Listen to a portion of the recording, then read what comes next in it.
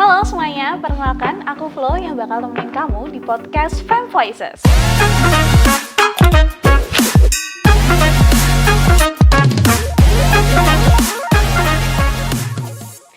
Hari ini Flo mau ajak kalian untuk membahas salah satu topik yang sebenarnya kita nggak sadar terjadi, tapi ternyata memang banyak terjadi di lingkungan kita nih.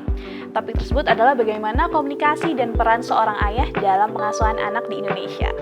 Oleh karena itu, hari ini Flo nggak sendirian. Flo bersama Ibu Yuyun, salah satu dosen ilmu komunikasi di Universitas Brawijaya, yang memang sudah ahli di bidangnya, terutama di bidang gender and media activism. Halo Ibu Yuyun, selamat pagi. Pagi Flo, gimana sehat? Alhamdulillah sehat Ibu.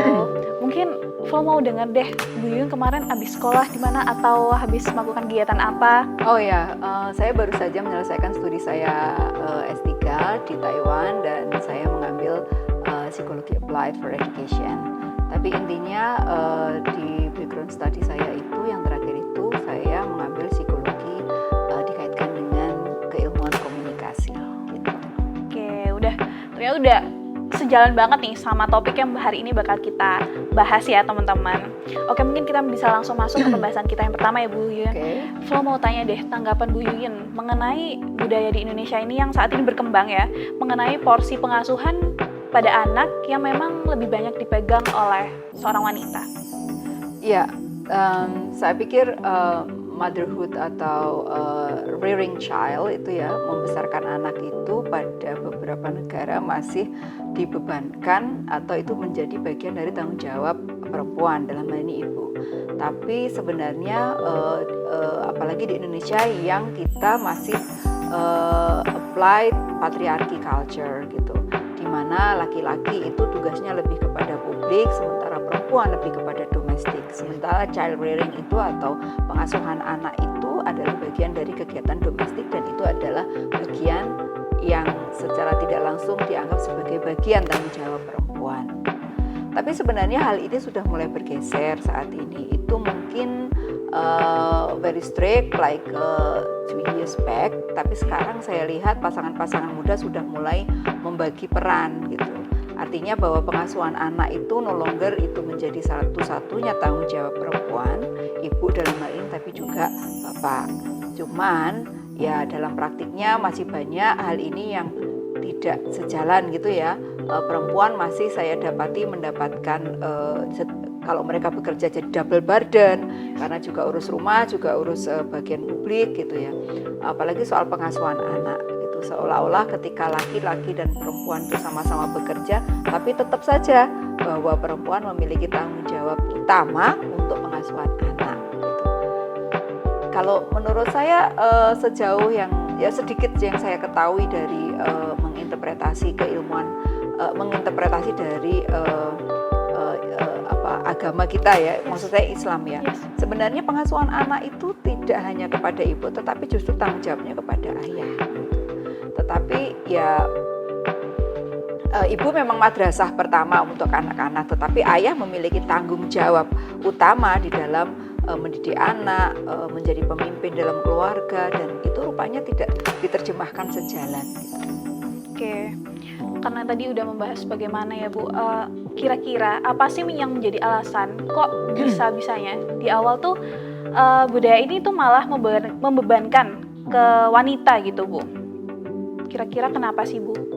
Ya itu tadi balik yang seperti saya sampaikan bahwa awalnya itu diawali dari pembagian kerja, perempuan itu domestic role, peran-peran pada domestik, kemudian laki-laki public roles gitu, apa itu lebih banyak ke peran-peran publik. Peran-peran publik ya bekerja, istilahnya berperang di luar, gitu. Sementara perempuan memasak, membesarkan anak, kayak gitu. Nah sehingga itu menjadi salah satu akar budaya kita bahwa perempuan itu bertanggung jawab terhadap pengasuhan anak gitu. Oke, baik, terima kasih atas jawabannya Ibu. Lalu mungkin kalau dari pandangan Ibu, kira-kira dampaknya apa aja sih kalau semisal memang perannya ini dibebankan kepada perempuan aja, kira-kira dampaknya apa sih Bu buat anaknya nanti gitu, buat hubungan dan anaknya nanti? Sebenarnya sosok anak itu mereka membutuhkan peran yang seimbang antara ayah dan ibu ya. Karena ya mau tidak mau kita memang mendapati bahwa laki-laki dan perempuan memiliki peran maskulin dan feminin. Jika itu semuanya ada pada seorang anak, itu akan jadi komplit. Dia akan memiliki karakter-karakter yang itu dibentuk dari sisi ayah secara maskulin dan dari sisi ibu secara feminin gitu. Tetapi jika itu hanya dibebankan kepada salah satu saja, perempuan saja, nah seorang ibu harus memiliki peran. Mampu nggak seorang ibu ini memenuhi semua kebutuhan anak untuk memiliki pembentukan karakter feminin sekaligus pembentukan karakter maskulin gitu. Yang ada bisa jadi ya ada perempuan-perempuan yang mampu melakukan itu. Mereka benar-benar membuat bahwa anaknya, terutama single parent ya, karena mereka merasa sadar bahwa anak-anak hanya memiliki sosok ibu, maka dia berusaha untuk completing gitu, untuk memenuhi kebutuhan anak-anak dalam pengembangan tumbuh kembangnya gitu.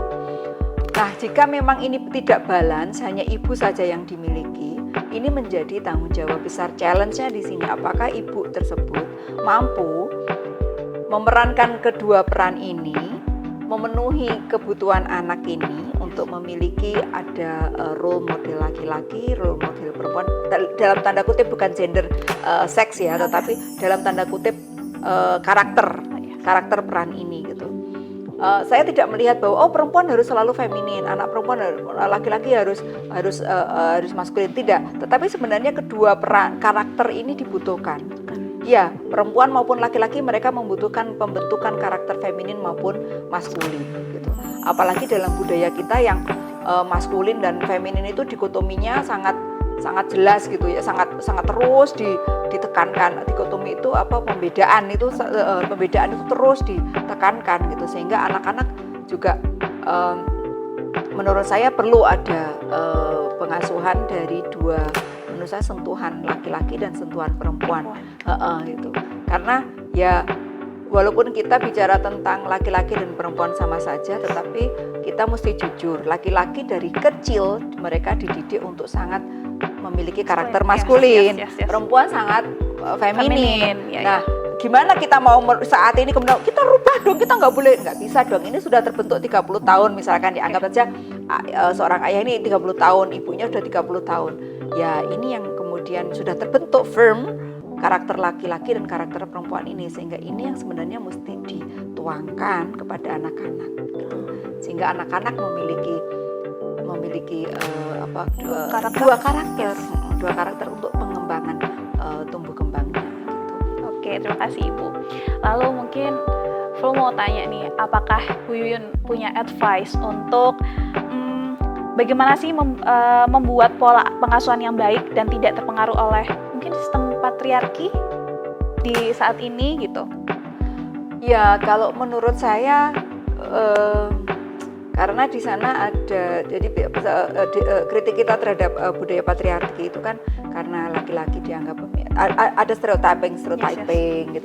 Laki-laki nggak boleh nangis, laki-laki harus jadi pemimpin, laki-laki harus kuat, laki-laki nggak boleh masak, misalkan pekerjaan perempuan. Nah, sementara perempuan dia harus ya sangat feminim ya. Perempuan harus lemah lembut, perempuan harus bisa masak. Dan kayak gitu kan, itu kan tuntutan laki-laki kan, itu social construction yang itu diaplikasikan untuk budaya patriarki. Nah, bagaimana caranya? Ya menurut saya kita sudah tidak lagi bicara misalkan tentang emosional. Mengekspresikan emosi itu tidak hanya boleh dilakukan oleh perempuan, laki-laki juga boleh menangis. Itu sudah mulai kita tanamkan dari kecil ke anak-anak. Hei anak-anak, kalian kalau memang kalian bersedih, kalian boleh menangis. Kalian merasa sesuatu ya, misalkan something hit you gitu ya, kamu boleh mengekspresikan itu. Either itu happiness, either itu sadness gitu, kayak gitu. Nah, itu membuat anak jadi tidak merasa aku kan laki-laki. Aku kan laki-laki, aku nggak boleh nangis nih. Terus akhirnya dia menahan. menahan diri untuk tidak mengekspresikan dirinya dengan baik. Itu satu contoh itu. Kalau perempuan misalkan dari kecil, oh kamu harus manut. Nah ini kita juga mulai tumbuhkan bahwa jiwa-jiwa kepemimpinan kepada anak perempuan. You need to struggle for yourself, you need to stand for yourself, kayak gitu ya. Bahwa kamu you need to fight for yourself, itu terus dilakukan dari kecil sehingga anak-anak tidak merasa bahwa aku kan perempuan, aku harus bergantung pada laki-laki, aku kan perempuan, aku lemah. No.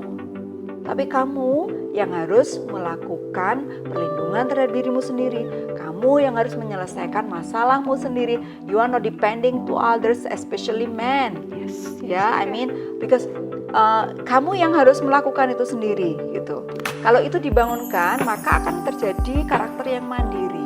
Karakter yang bukan berarti saya mengajarkan kita mendidik anak supaya tidak tergantung pada orang. No, there will be like a cooperation. Kamu akan bekerja sama dengan siapapun, laki-laki maupun perempuan. But kamu tidak boleh menggantungkan dirimu untuk hal-hal yang maskulin tadi kepada hanya salah satu gender, laki-laki.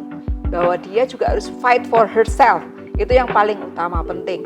Fight itu untuk apa? Ya untuk makanmu, untuk gimana kamu hidup, gimana kamu survive, kayak gitu maksud saya. Tapi apakah tidak boleh Bu kalau misalkan nanti anak kita bergantung pada semua? Oh boleh banget, gitu, boleh sekali. Itu akan menjadi negosiasi between kamu dan suamimu, gitu. Itu akan menjadi negosiasi between kamu dan suamimu, gitu. Kesepakatan dengan kamu dan suamimu, gitu. Suatu hari kalian akan menyepakati siapa mencari uang, siapa yang support, siapa yang ini, itu akan disepakati. It doesn't mean dari sepakatan itu, kok kamu mau sih jadi perempuan bekerja? Kok kamu mau sih jadi laki-laki cuci piring? Aja gitu ya. Kita sudah tidak lagi dalam situasi budaya ini, tetapi balance rules, istilah kita bukan lagi equality, no. Tidak lagi ngomongin kesetaraan, tetapi balance, seimbang. Ngomongin balancing rule itu seperti apa? Yolek kamu happy melakukan itu, I'm happy melakukan ini, that is a balancing. Let's do it, right? Let's do it. You are happy to do that, I'm happy to do that. Come on, let's dance together. Oke, terima kasih banyak. Sangat-sangat ini ya, sebagai anak muda atau mungkin dewasa Dewasa awal yang mungkin saat ini Flo pengen nyari pasangan. Mungkin ini jadi salah satu pandangan yang kedepannya bekal Flo untuk mencari salah satu pasangan yang memang tidak masih menerapkan budaya yang lama seperti tadi. Ya, itu saja mungkin percakapan kita pada hari ini, sangat-sangat beri insight bagi kami pasangan muda mungkin nantinya kedepannya dalam menjalankan cara pengasuhan atau bagaimana komunikasi kepada anak di Indonesia ini gitu. Mungkin itu saja. Closing mungkin dari Bu Yun ya, pesan untuk teman-teman yang sekarang mungkin sedang sedang melakukan pendekatan dengan pasangan. Kalian sudah dewasa awal ya ini ya. Yes. Sangat wajar saya pikir kalau kalian punya pasangan, punya pacar, Nah, itu mulai dari sekarang sudah mulai didiskusikan, dikomunikasikan. Bagaimana sih sebenarnya nanti konsep marriage in your family. Gak apa-apa. Kalau misalkan fight sekarang itu much better rather than kalau kalian nanti sudah married. Kalau kalian sudah menikah, baru di sana ada selisih pendapat, selisih konsep. This is going to be a problem for you. So, mulai dari sekarang terbukalah dan berdiskusilah dengan pasangan. Terima kasih. Oke. Terima kasih banyak Ibu Yuyun atas waktunya. Oke, segitu dulu dari Fem Voices. Saya Flo. Saya Bu Yuyun. Izin pamit undur diri. Keep fight girls. Have a nice day.